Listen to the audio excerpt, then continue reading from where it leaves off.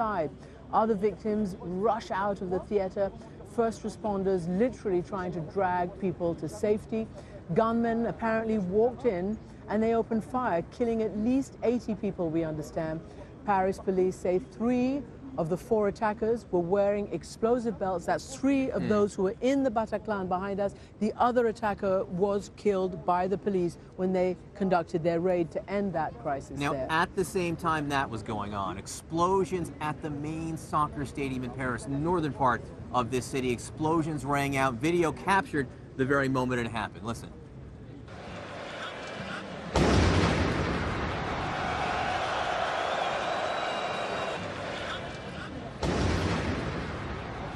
You know, people inside, they didn't know what was going on. Amazingly, they kept on playing the game.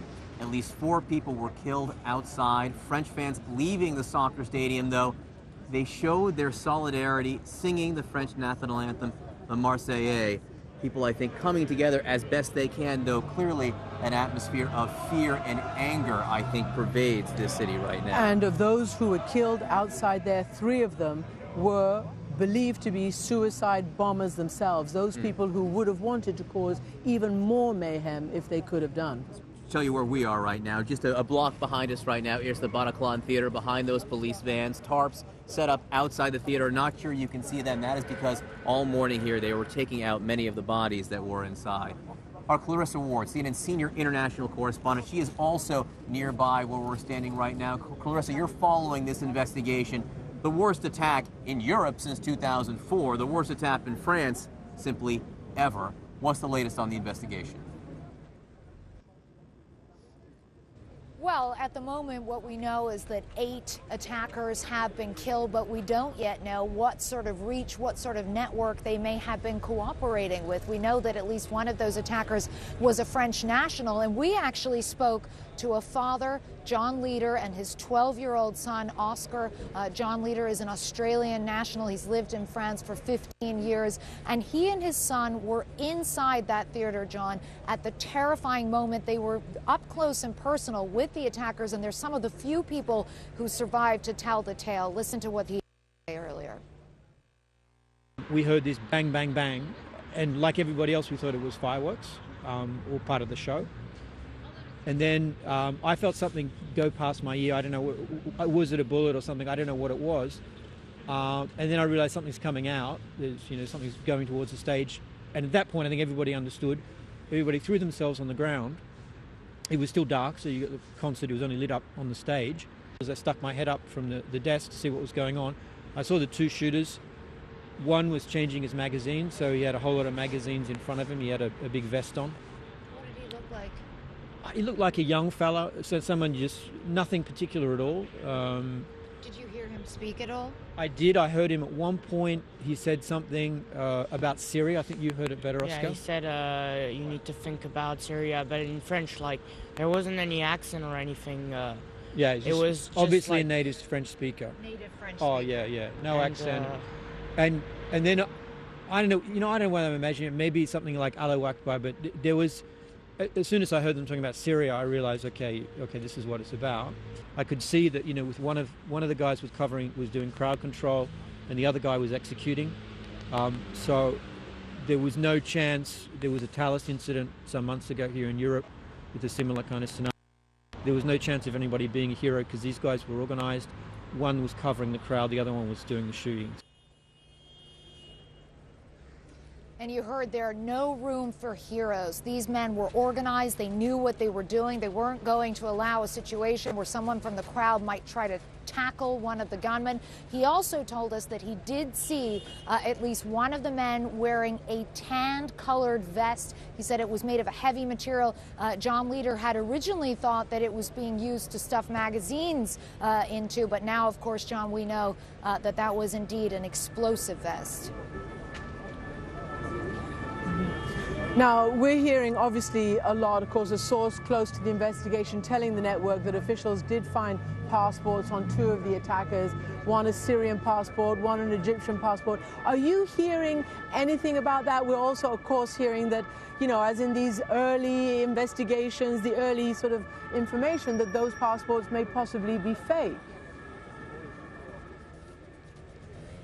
I think the impression is that it's very possible the passports may be fake. They may be a red herring of sorts designed to sort of throw off the investigation. One has to ask oneself, why would these bombers going out to perpetrate such attacks be carrying their passports with them? It seems a little too convenient. But at this stage, Christian, authorities here are really being very tight about this investigation.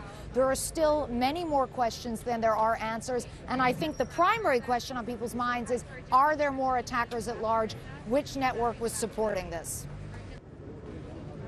You know, well, let's just get the latest on that, Clarissa. Any information you are picking up? Earlier this morning, there was the notion there was this car. Well, French authorities were telling French media that surveillance cameras from outside the restaurants, because it was a car that was used to machine gun the restaurants. That's how the dead turned up in those restaurants. That wasn't suicide attacks or bombs. That was a drive-by shootings, and they're looking for a car, which they said to the media that they were worried that it could be jerry-rigged as a big explosive itself, or that it could be being used by the attackers to get away or accomplices to use. We don't have more information on that. We just lost Clarissa Ward. Clarissa Ward's communications went down, but obviously, Clarissa, and you pointing out, there is a search around the country right now for the possibility that more is going on. And not only that, we're getting all sorts of reports from officials in other countries, neighboring countries. They are also conducting searches and controlling their borders related to this attack. And just one other key point that Clarissa brought up, the idea that the passports could be fake on these terrorists. They could certainly be from inside Paris. The terrorists do not need to be from abroad. We saw in the Charlie Hebdo attacks that there is a presence inside this country. That's absolutely right. But here's the thing.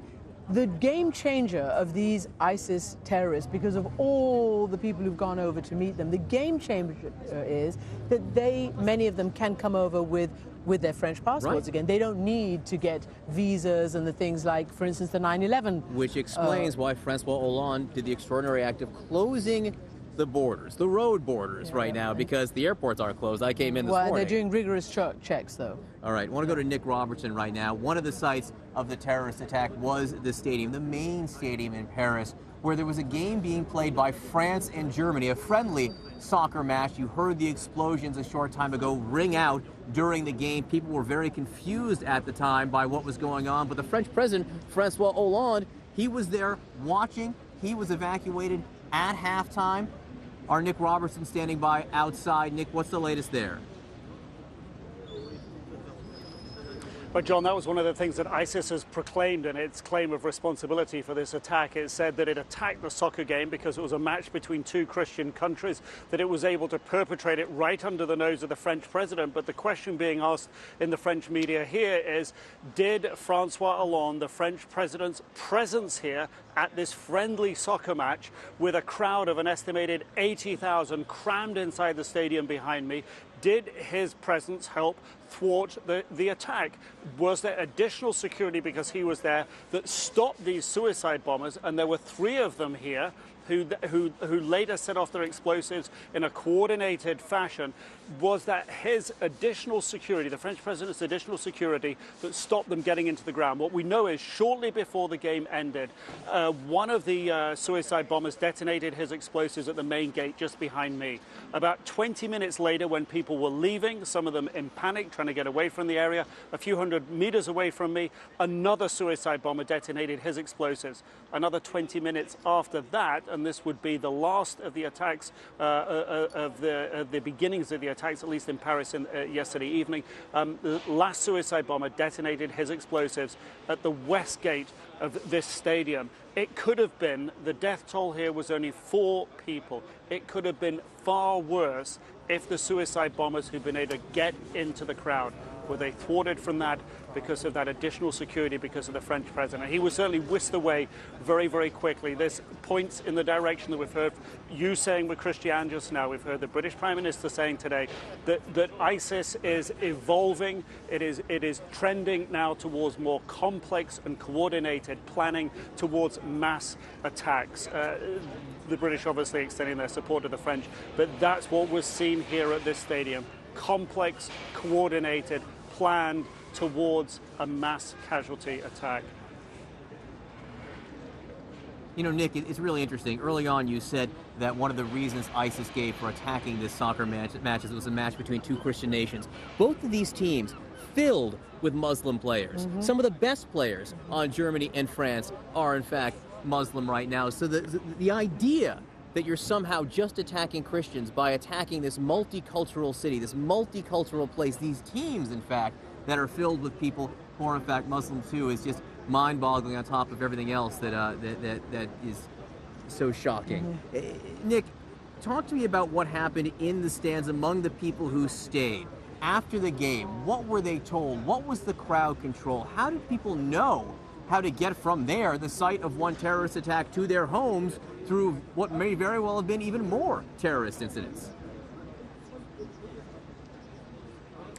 Well, the nihilistic narrative of as you say, that ISIS puts forward that is so utterly flawed. Of course, when the people were coming out of the stadium last night, they wouldn't have been aware of that. They might have suspected that these explosions, one of which happened here, that when people began to move away after that, they might have begun to realize that it might have been some sort of radical Islamist attack, but they certainly wouldn't have been prepared for the complex and coordinated attack that was confronting some of them as they left the stadium. That only 4 people were injured as they made their way away from the stadium is perhaps an indication and a tribute to their luck, to the security services, to the way that people moved away from the stadium.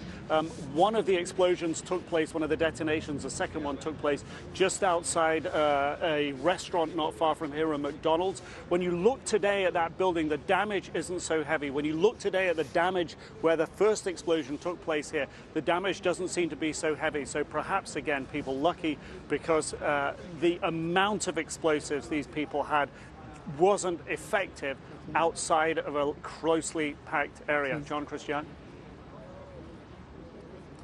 All right, Nick, well, we're going to take a break, and when we come back, we're going to update you on a big security scare that happened in London today, see the latest on that, and waiting to hear from the U.S. Secretary of State, John Kerry. He's expected to make remarks on these attacks at any moment, and we will bring you that live.